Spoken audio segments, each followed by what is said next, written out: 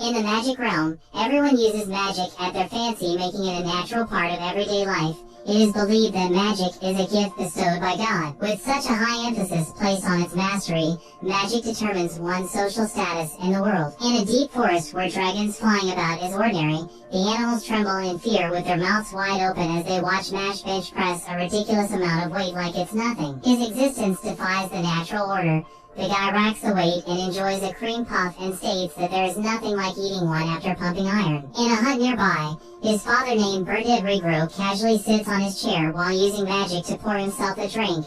He lives with his son in the forest far from other humans. In his old age, very little bothers him because through his experiences he has acquired ways to combat stress. This is put to the test when Mash tries to enter the house and pulls the whole door off. This causes the old man to scream. He wants to know why he ripped the doors off their hinges. His son explains that he couldn't remember if it was supposed to push or pull. This excuse confuses the old-timer because Mash has been living in the house for years. The young man starts to feel bad about his actions and apologizes, promising to fix it.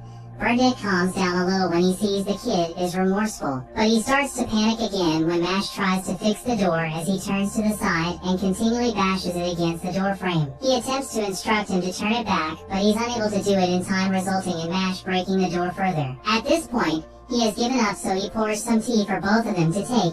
He confirms if his son has finished the day's training routine. Mash asks why all of his workouts are physical. Bernard pauses for a moment before answering. His internal dialogue reveals that Mash is not like ordinary people because he can't use magic at all, so the least he can do is build him up physically. Bernard doesn't give him an answer and brushes it off as a story for another time. He gets up and tells his son that he is heading out for a little while, so he is trusting him to take care of their crib. Mash is content with the agreement and has figured out how to fix the door. His father wants him to learn how to open and close it instead. Bernard seriously reminds him not to venture into the city while he's gone. As soon as his father turns away, he removes a flyer from a bakery advertising a limited edition flavor cream puff. He puts on a cloak and jogs towards the city as he's unable to resist the treats despite his father's stern warning. This guy is an absolute menace. He arrives in the city with his hood up, which allows him to blend in. He looks around and notices that everyone is using magic to the point that they're utilizing it for things that can be easily done with the good old hand. He arrives at the bakery and the smell of the freshly baked goods makes his body tense up with excitement. This causes him to clutch his hands tight. Mash steps forward and places an order for 7 pieces of the limited edition cream puffs. The baker is shocked when he hands over the coins because they are mangled. Mash comments that he got too excited and squashed them in his hand. The baker is sure that they don't bend when someone squeezes them in their hands. The young man apologizes as he straightens them. This feat causes the worker to scream. He calms down after a moment and hands Mash over his orders. A sudden gust of wind removes his hood, revealing his face. Everyone immediately looks at him with worried expressions. They begin to mutter and panic, stating that they don't see a mark on his face. Meanwhile, Brad at Magic Police HQ reads the newspaper, which reports on the year's Divine Visionary. The chosen student is Rain Ames, a second year at Easton Magic Academy. This title is awarded to the pupil who demonstrates the highest degree of excellence over the school year. The recipient is also awarded a promotion to nobility among other rewards. Brad gets salty looking at it and compares it to his dull life and job. He has someone tied up in a cell. The man pleads for forgiveness, confessing that he only stole something small. His comment just makes Brad angrier because his crime has given him more work. The officer removes his wand in preparation to give him a punishment that will make him regret his crime, but the prisoner is saved by a call. Someone informs Brad that a young man is walking around the city without a mark. Back on the streets, Mash walks around oblivious to what is causing all the commotion as people stare at him. He remembers the warning his dad gave him and apologizes to the vision of his father. But he feels like it was worth making the journey for the Goblin Cream Puffs. His stroll is interrupted when he bumps into Policeman Terry. The officer gets riled up that he got some of the fillings on his uniform, but he's at fault because he's woozy. The young man tries to seek forgiveness by offering him a cream puff, but Terry knocks it out of his hand. Perhaps if it was a donut, he might have accepted. As he continues to berate him, Mash rips his uniform, which shocks everyone. He was intending to wash and return it to the officer. Brad arrives at the scene and quickly makes Terry stand down. He looks over to Mash, who is enjoying his dessert. The officer is confused as to why he's been so casual in such a situation. Before he can fully interact with the unmarked kid, Bernard swipes his son and dashes off.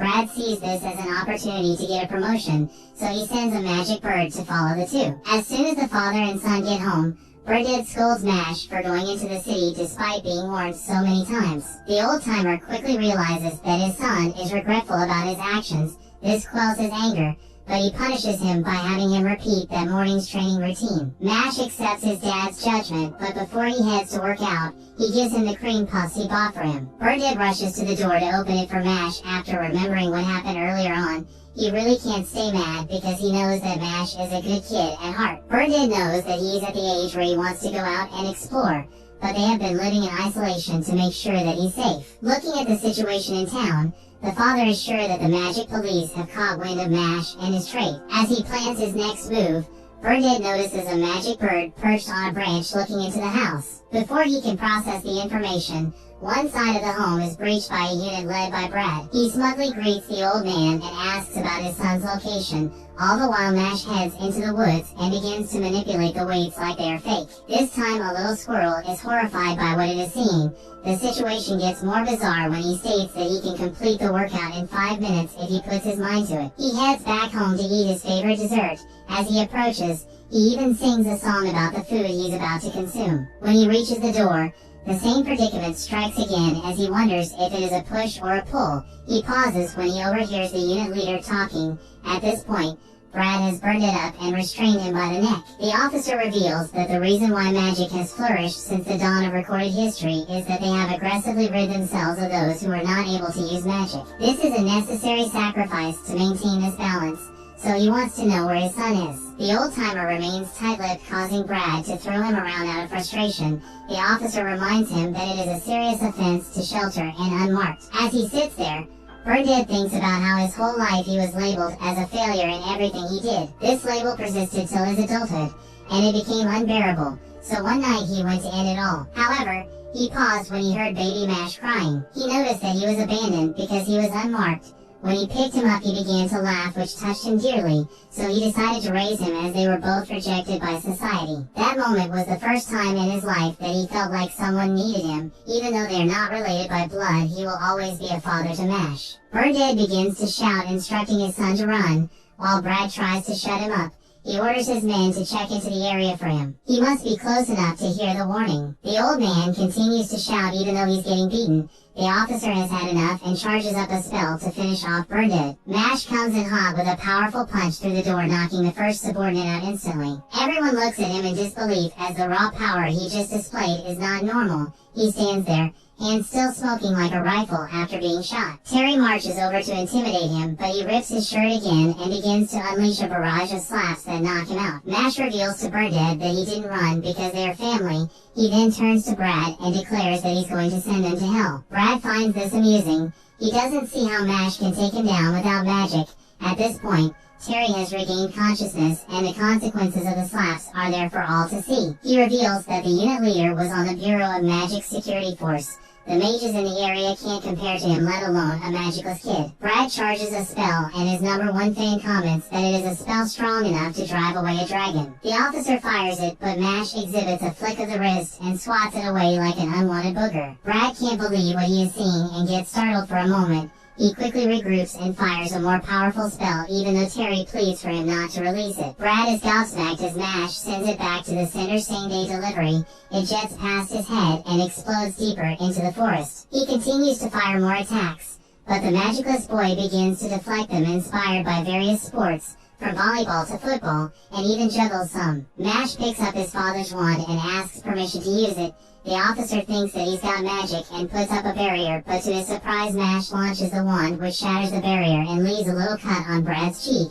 He falls to the ground with a look of defeat on his face. Birdhead is shocked because he didn't expect the training to create such a monster. Brad begins to laugh at this whole situation. He decides to offer Mash a deal. He wants him to enroll in a magic school and become the year's divine visionary. If he gets selected, it means the gods have accepted him, which in turn will lead to society accepting him. Brad wants the fortune and prestige that comes with it as his backer. Birdhead tries to dissuade his son from taking the deal, but the officer explains that the only other option is that they will get hunted for the rest of their lives. Mash takes the deal, so with the aid of Brad, He gets a fake mark and is enrolled in magic school to be the best magician without an ounce of magic. He stands in front of the school ready to crush his competition. That brings the episode to an end.